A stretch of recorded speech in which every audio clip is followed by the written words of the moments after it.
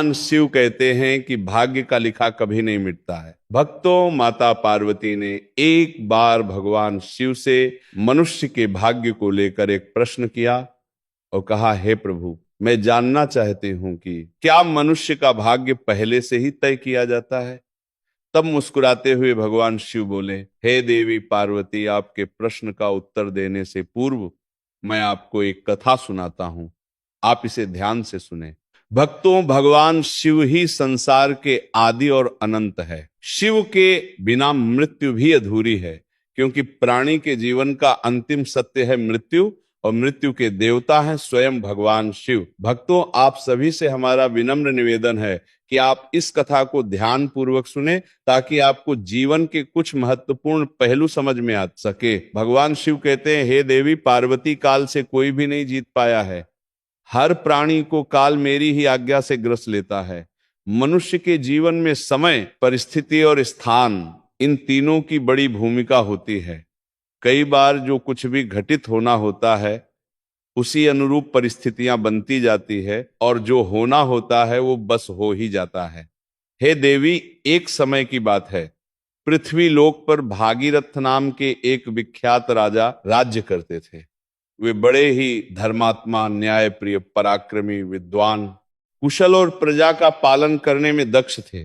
राजा भागीरथ अपनी प्रजा को अपने पुत्रों की भांति प्रेम करते थे था।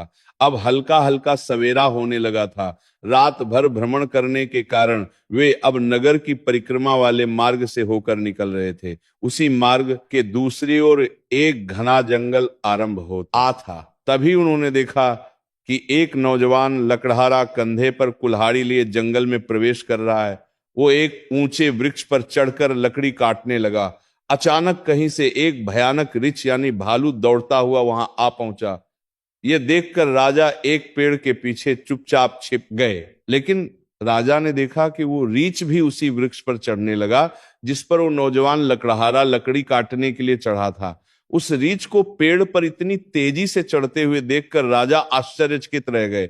उन्होंने सोचा, यह कैसे संभव है? इतना भारी भरकम प्राणी वृक्ष पर कैसे चढ़ सकता है? क्योंकि सामान्य रीछ कभी वृक्ष पर नहीं चढ़ता, लेकिन यह तो किसी अद्भुत शक्ति से चढ़ रहा था। उधर जब उस नौजवान लकड़हारे ने रीछ को अपनी ओर तेजी से आता देखा तो डर के मारे उसके हाथ पांव फूल गए। भय से कांपते हुए उसके हाथ से वृक्ष की टहनी छूट गई और वह धड़ाम से जमीन पर गिर पड़ा। जैसे ही वह गिरा, उसी क्षण उसके प्राण पखेरु उड़ गए। अब जब वो भयानक रीछ पेड़ से नीचे उतरा तो अचानक वो देखते ही देखते एक सुंदर स्त्री का रूप धारण कर गया और पास ही स्थित एक कुएं के पास जाकर बैठ गया, मानो वो किसी का इंतजार कर रही हो। भक्तों, राजा भागीरथ ये सब देखकर भीतर तक हिल गए थे। उन्हें अपनी आंखों पर विश्वास नहीं हो रहा था। उनकी सारी थकान, सारा आलस्य और नींद एक क्षण में उड़ गई, क्योंकि उन्होंने अपनी आंखों से देखा था कि कैसे वो भयानक प्राणी एक स्त्री में बदल गया। अब उनका मस्तिष्क अनेक प्रश्नों से घिर चुका था। राजा ने ठान लिया कि मैं इसका पीछा करूंगा और जानूंगा कि यह रहस्य क्या है। वे दूर खड़े होकर उस स्त्री पर दृष्टि टिकाए देख रहे थे कि अब वो क्या है। मेरा मन कहता है कि वही मेरी योग्य वधू है, मैं उसी से विवाह करना चाहता हूं। बड़े भाई ने जब उसकी बात सुनी तो उसने भी कन्या की ओर देखा और वो भी उसी क्षण उसके सौंदर्य पर मोहित हो गया। और बड़ा भाई भी बोला, अरे छोटे, बड़े भाई के होते हुए तू कैसे विवाह कर सकता है? मैं तुझसे बड़ा हूं और मुझे भी उससे प्रेम हो गया है, इसलिए विवाह तो मैं ही करूंगा। तब छोटा भाई बोला, भैया लेकिन पहले मैंने उसे देखा है, इसलिए विवाह का अधिकार मेरा है। अब दोनों भाई आपस में विवाद करने लगे। तभी बड़े भाई ने समझदारी दिखाते हुए कहा, हम व्यर्थ ही झगड़ रहे हैं, क्यों ना हम इस कन्या से ही पूछ ले कि वो हम दोनों में से किसे पसंद करती है। वो जिससे विवाह करना चाहे हम दोनों उसे स्वीकार कर लेंगे। ये निर्णय लेकर दोनों भाई उस सुंदर कन्या के पास पहुंचे। बड़े भाई ने पूछा, हे सुंदरी, आप कौन है और यहां क्या कर रही है? तब उनके पूछने पर वो स्त्री मधुर स्वर में बोली, मेरा नाम रूपा है, मैं पास ही के गांव में रहती हूं। मैं अपने पति की तलाश में इस जंगल में भटक रही हूं। फिर छोटा भाई बोला, क्या हुआ, हमें बताओ, तुम्हारा पति कहाँ है? हम दोनों मिलकर उसकी खोज में तुम्हारी मदद करेंगे। तब रूपा ने हल्की सी मुस्कान के साथ शर्माते हुए कहा, अरे नहीं, अभी तो मैं कुंवारी हूं। मैं एक योग्य वर की तलाश में निकली हूं और इस संसार में मेरा कोई नहीं, एक माँ थी, वह भी कुछ दिनों पहले चल बसी। इस पर छोटा भाई उत्साहित होकर बोला, वाह कितना सुंदर संयोग है, हम दोनों भाई भी अविवाहित है। यदि तुम चाहो तो हम दोनों में से किसी एक से विवाह कर सकती हो। तब मुस्कुराते हुए उस लड़की ने कहा, मुझे तो आप दोनों ही पसंद हैं, आप ही तय कर लो कि मैं किसके साथ विवाह करूं। तब बड़े भाई ने कहा, हम दोनों भी इसी उलझन के साथ तुम्हारे पास आए हैं। भक्तों, इतना सुनते ही दोनों भाई स्वयं को एक दूसरे से श्रेष्ठ और बलवान सिद्ध करने की इच्छा से आपस में युद्ध करने लगे। लड़ते लड़ते उन्होंने अपनी तलवारें निकाल ली और फिर छोटे भाई ने बड़े भाई के पेट में तलवार घुसेड़ दी और वही बड़े भाई ने भी पलटवार करते हुए छोटे भाई का गला काट दिया। इस प्रकार तड़प तड़प कर दोनों भाइयों ने अपने ही हाथों से प्राण गंवा दी। तभी वो लड़की जोर से हंसने लगी और वहां से उठकर घने जंगल की ओर चल दी। वहीं दूसरी ओर राजा को एक और गहरा सदमा लगा। उन्होंने सोचा, इस स्त्री ने क्या कर दिया, ये तो कोई छलावा थी, अब ये आगे क्या करेगी, मुझे देखना चाहिए। ऐसा सोचकर राजा भी कुछ दूरी बनाकर गुप्त रूप से उसके पीछे चल दिए। भक्तों, अब सूर्य भगवान पूरी तरह उदय हो चुके थे, किंतु राजा भगीरथ एक रीछ के वृक्ष पर चढ़ने और फिर एक सुंदर कन्या के रूप में बदल जाने की विचित्र घटना को अपनी आंखों से देखकर भीतर तक हिल चुके थे। अब उन्हें ना भूख का ध्यान था, ना प्यास का, ना ही राजपाट का। उन्हें तो केवल उस रहस्यमयी लड़की के विषय में जानने की तीव्र जिज्ञासा थी। राजा उस सुंदर स्त्री का पीछा करते हुए सावधानी पूर्वक लगभग 2 कोस दूर तक आ गए। अब आगे जो हुआ उसने राजा के आश्चर्य की सभी सीमाएं तोड़ दी, क्योंकि देखते ही देखते वही स्त्री अब फिर अपना रूप बदलकर एक जहरीले नाग में बदल गई और वो नाग बहुत तेजी से रेंगता हुआ आगे बढ़ने लगा। 6 ही दूर एक नदी बह रही थी। वो नाग नदी किनारे पहुंचा और राजा की आंखों के सामने ही नदी में कूद पड़ा। भगदड़ में नाव भी पलट गई और जो लोग तैरना जानते थे वे किसी तरह नदी से बाहर निकल आए, लेकिन जो तैरना नहीं जानते थे वे डूबकर अपनी जान गंवा बैठे। दोस्तों, थोड़ी ही देर बाद वो नाग नदी से बाहर निकला और किनारे किनारे आगे बढ़ने लगा। राजा भगीरथ उसका पीछा करते रहे। फिर कुछ दूर जाने पर राजा को एक और आश्चर्य हुआ। वो नाग अब एक बार फिर अपना रूप बदल चुका था। अब वो एक वृद्ध गरीब ब्राह्मण के वेश में था। राजा ने सोचा, इस रहस्यमय प्राणी के विषय में जानकारी लेने का यही उचित समय है, क्योंकि इस समय वह एक वृद्ध ब्राह्मण के रूप में था। इसलिए राजा ने सोचा, अब मुझे इससे कोई खतरा नहीं होगा, मैं इसके पास आसानी से पहुंच सकता हूं। यही सोचकर राजा शीघ्रता से उस रहस्यमयी ब्राह्मण की ओर बढ़ने लगे। राजा तो उसके छलावे और रहस्यमयी चालों का पहले से ही पीछा कर रहे थे। अब वह तेज कदमों से चलते हुए उस ब्राह्मण के पास पहुंचे। उन्होंने हाथ जोड़कर विनम्रता से प्रणाम किया। उस वृद्ध ब्राह्मण ने भी हाथ उठाकर अभिवादन स्वीकार किया और उन्हें आशीर्वाद दिया। तब राजा ने समीप जाकर पूछा, हे ब्राह्मण देव, आप कौन है? तब उस ब्राह्मण ने बड़े आश्चर्य के साथ उत्तर दिया, क्या तुम्हें दिखाई नहीं देता? मैं एक ब्राह्मण हूं और साथ ही एक वैद्य भी। अभी मुझे बहुत शीघ्रता से राजमल पहुंचना है, क्योंकि वहां के राजा संकट में हैं और उन्हें एक कुशल वैद्य की आवश्यकता है। उस ब्राह्मण की बात सुनकर राजा स्तब्ध रह गए। उनका शरीर पसीने से भीग गया। अब उनका धैर्य टूटने लगा। दोस्तों, भगवान शिव माता पार्वती से कहते हैं, हे देवी, ऐसा क्यों ना हो, क्योंकि हर मनुष्य अपनी मृत्यु से डरता है और जब मृत्यु ही उसके सामने खड़ी होकर उससे बात कर रही हो तो भय तो होगा ही। राजा अब अत्यंत डर चुके थे, किंतु उन्होंने साहस जुटाया और दृढ़ स्वर में बोले, हे विप्र, तो सत्य कहिए, ऐसे झूठ बोलना ब्राह्मण को शोभा नहीं देता। इसके लिए आपको दंड भी मिल सकता है, यहां तक कि सूली पर भी चढ़ाया जा सकता है। राजा ने अब अपनी आवाज ऊंची करते हुए कहा, हे ब्राह्मण, आप पुनः असत्य बोल रहे हैं। आप ब्राह्मण नहीं हैं, आप वो नहीं है जो मुझे प्रतीत हो रहे हैं। जब तक मैं सच्चाई नहीं जान लेता तब तक मैं आपका पीछा नहीं छोड़ सकता। आपको सच बताना ही पड़ेगा। फिर से मंद मुस्कान के साथ वो ब्राह्मण बोला, हे युवक, मैं एक ब्राह्मण ही हूं, मुझे जाने दो, नहीं तो यहाँ के राजा की मृत्यु का कारण तुम बनोगे और इसका पछतावा तुम्हें जीवन भर रहेगा। ब्राह्मण के मुख से ऐसी बातें सुनकर राजा को क्रोध आ गया। उन्होंने अपनी गुप्त तलवार निकाल ली और बोले, अब आप झूठ नहीं बोल सकते। मैं तब से आपका पीछा कर रहा हूं। जब आप ऋछ का रूप धारण किए हुए थे, आपने उस युवक लकड़हारे को मार डाला। फिर एक सुंदर स्त्री बनकर दो सिपाही भाइयों को एक दूसरे के हाथों मरवा दिया। फिर आप विषैला नाग बनकर नदी में कूदे और उस नाव पर चढ़ गए जिसमें कई यात्री सवार थे। आपकी दहशत के कारण भगदड़ मची, नाव पलट गई। जो तैरना जानते थे वे तो बच निकले, लेकिन बाकी सभी डूब कर मर गए। और अब आप वृद्धादिनाग ब्राह्मण का रूप धारण करके नई चाल चल रहे हैं। इसीलिए हे ब्राह्मण, अब सत्य कहो, तुम कौन हो।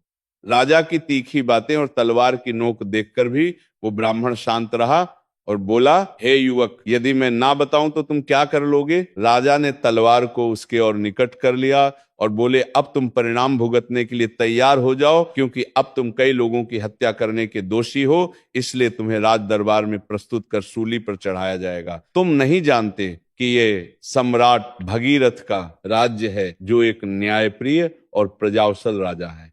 तुम यहां से जीवित है, जो एक महान प्रतापी और धर्मनिष्ठ राजा है।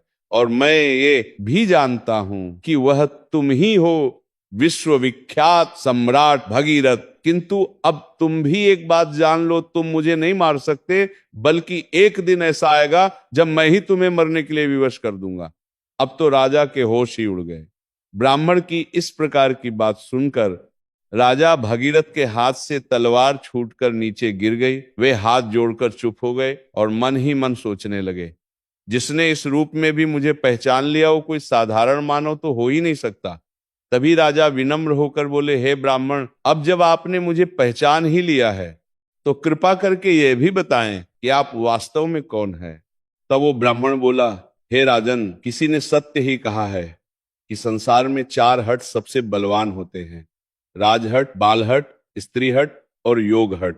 तुम राजा हो, इसीलिए राजहट पर अड़े हो। अब तुम बिना मेरी सच्चाई जाने रह ही नहीं सकते, ये भी मैं जानता हूं। इसलिए अब ध्यान से सुनो, मैं कौन हूं और मैं तुम्हारी राजधानी में क्यों आया हूं। तब उस वृद्ध ब्राह्मण ने बताना आरंभ किया और कहा, हे राजन, अब तुम्हें मैं अपनी पहचान बताता हूं। मेरा नाम काल है। तुम जानते हो कि संसार में जितने भी प्राणी जन्म लेते हैं उनकी मृत्यु निश्चित होती है।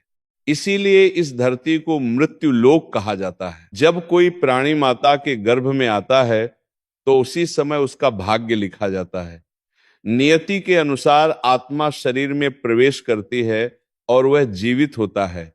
उसी क्षण उसकी मृत्यु का समय, स्थान और कारण भी विधाता द्वारा निश्चित कर दिया जाता है। जब किसी प्राणी की मृत्यु का समय आता है तो भगवान शिव ही धर्मराज को इसकी सूचना देते हैं, क्योंकि सभी प्राणियों की मृत्यु का निर्णय शिव जी के पास होता है। धर्मराज शिव जी से आज्ञा प्राप्त कर मुझे यानी काल को आदेश देते हैं कि अब जाओ और उस प्राणी के प्राण हर लो, तब मैं मृत्यु लोक में आता हूं। इसलिए हे राजन सुनो, उस लकड़हारे को मैंने नहीं मारा था। तब राजा ने आश्चर्य से पूछा, हे विप्र, आप ये कैसे कह सकते हैं। मैंने स्वयं अपनी आंखों से देखा है कि उस लकड़हारे की मृत्यु का कारण आप ही बने थे। तब ब्राह्मण यानी काल ने कहा, हाँ, कारण तो मैं ही बना था, लेकिन सांसारिक लोग तो यही समझते हैं कि लकड़हारा पेड़ से गिरकर मरा, जबकि वह तो मेरी योजना का हिस्सा था। उसकी मृत्यु पेड़ से गिरकर होनी निश्चित थी, इसीलिए मुझे वह रूप धारण करना पड़ा। सोचो, अगर मैं असल में वृद्ध होता तो कभी पेड़ पर चढ़ पाता। उसी तरह जो सिपाही मरे उनकी मृत्यु एक दूसरे के हाथों होनी तय थी, इसलिए मुझे एक सुंदर स्त्री बनना पड़ा। फिर जो लोग नाव में डूबकर मरे उनकी मृत्यु जल में डूबने से होनी निश्चित थी, इसलिए मैंने एक भयानक नाग का रूप धारण किया, जिससे वे सभी अपनी मृत्यु तक पहुंचे। हे राजन, अब आप समझ ही गए होंगे कि मैं कौन हूं और आपकी नगरी में क्यों आया हूं। समय, स्थान और परिस्थिति, ये तीनों ही एक प्राणी की मृत्यु में मुख्य भूमिका निभाते हैं। राजा गंभीर हो गए और बोले, हे विप्र, आपने मुझे जो ज्ञान दिया उसके लिए मैं आपका आभार व्यक्त करता हूं, लेकिन मेरे मन में एक और प्रश्न है। आपने थोड़ी देर पहले कहा था कि इस नगर के राजा की मृत्यु होने वाली है, किंतु मैं तो आपके सामने जीवित खड़ा हूं। तब कालमन स्वर में बोले, हे राजन, मृत्यु तो हो चुकी है, वो मृत्यु तुम्हारे छोटे भाई चित्रांगद की थी, जो तुम्हारी अनुपस्थिति में राजगद्दी पर बैठा था। शत्रु राज्य के एक गुप्तचर ने उस पर बाण चला दिया, और क्योंकि तुम्हारे राज्य के नियमों के अनुसार तुम्हारी अनुपस्थिति में वही राजा माना जाता है जो गद्दी पर बैठा हो, इसीलिए मृत्यु राजा की ही मानी गई और तुम यहाँ मेरे साथ व्यर्थ की उलझनों में पड़े रहे। भगवान शिव कहते हैं, हे देवी पार्वती, जब राजा भगीरथ को ये ज्ञात हुआ तो वे बहुत दुखी हुए और सोचने लगे मैंने ये क्या कर दिया। तब ब्राह्मण रूपी काल ने कहा, हे राजन, ये सब तो पूर्व निर्धारित था। तुम तो केवल इस नाटक के एक पात्र हो। जो होना होता है वह होकर ही रहता है। अब शोक करने से कुछ नहीं बदलेगा। तुम्हारी आयु अभी शेष है। अब तुम लौट जाओ और अपना राज्य संभालोगी। तब यमदूत ने कहा, नहीं, एक सामान्य व्यक्ति के लिए यह बात जब तक गुप्त रहती है तभी तक वह इस संसार में विलीन होकर जी सकता है, अन्यथा वो मृत्यु से पहले ही पल पल तड़प तड़प कर मरता है। क्योंकि चिंता और चिता में कोई अंतर नहीं है।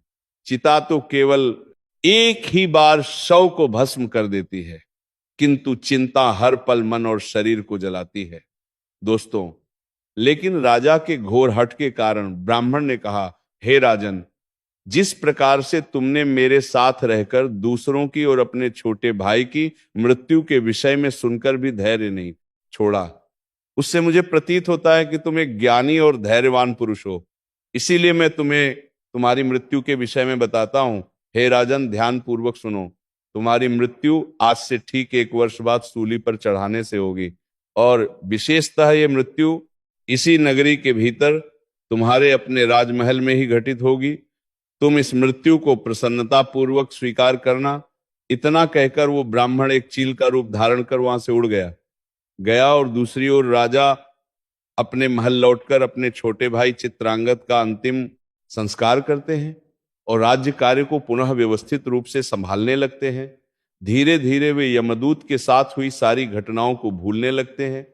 इसी तरह 6 महीने बीत जाते हैं। फिर एक रात अचानक राजा घबराकर नींद से उठ जाते हैं। उन्हें मृत्यु की आहट महसूस होने लगती है। इस पर भगवान शिव कहते हैं, हे देवी, मनुष्य चाहे जितना भी निडर क्यों ना हो, परंतु जब उसे अपनी मृत्यु का पूर्वाभास हो जाए तो वह उससे बचने के लिए कोई ना कोई उपाय अवश्य ही ढूंढ निकालता है। राजा ने भी ऐसा ही किया। अगली सुबह राजा दरबार में अपने मंत्रियों से कहते हैं, हे मंत्रियों, एक भविष्यवाणी के अनुसार आज से ठीक 6 महीने बाद मेरी मृत्यु मेरे ही महल में सूली पर चढ़ाने से होगी। अतः आप लोग कोई ऐसा उपाय खोजें जिससे यह मृत्यु टाली जा सके।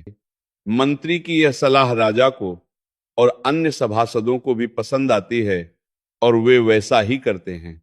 दोस्तों, राजा भगीरथ अब थोड़े शांत हो जाते हैं, किंतु मृत्यु का भय उनके भीतर अब भी जीवित रहता है।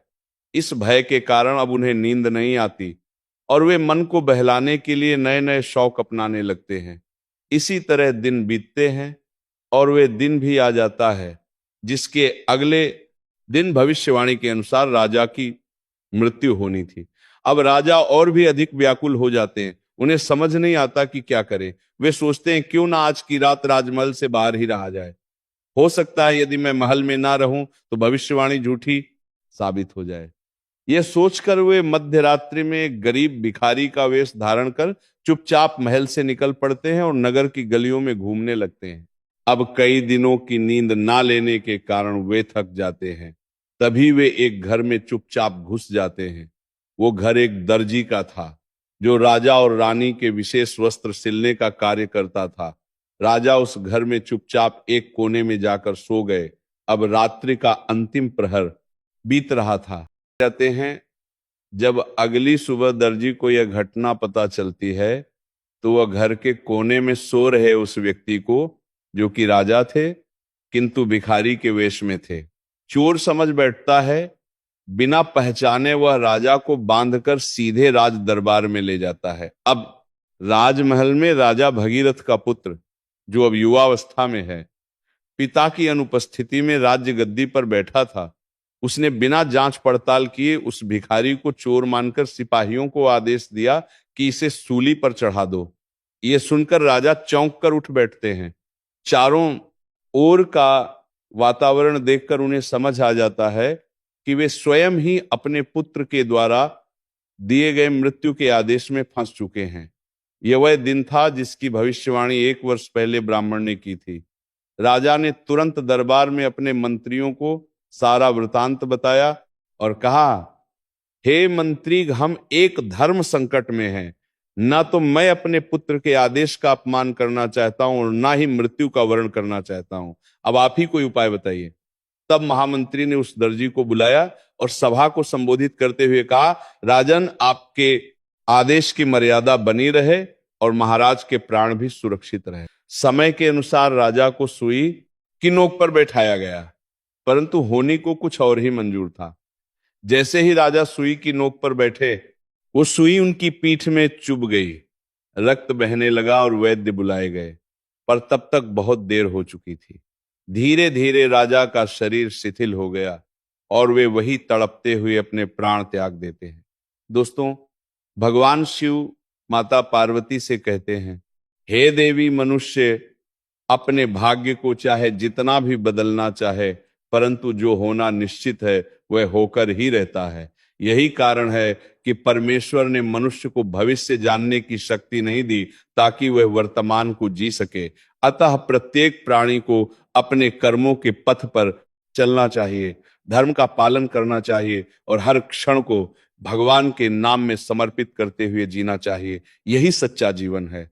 तो भक्तों, यही थी राजा भगीरथ की अद्भुत और रहस्यमयी कथा, जो हमें ये सिखाती है कि भाग्य से कोई नहीं बच सकता।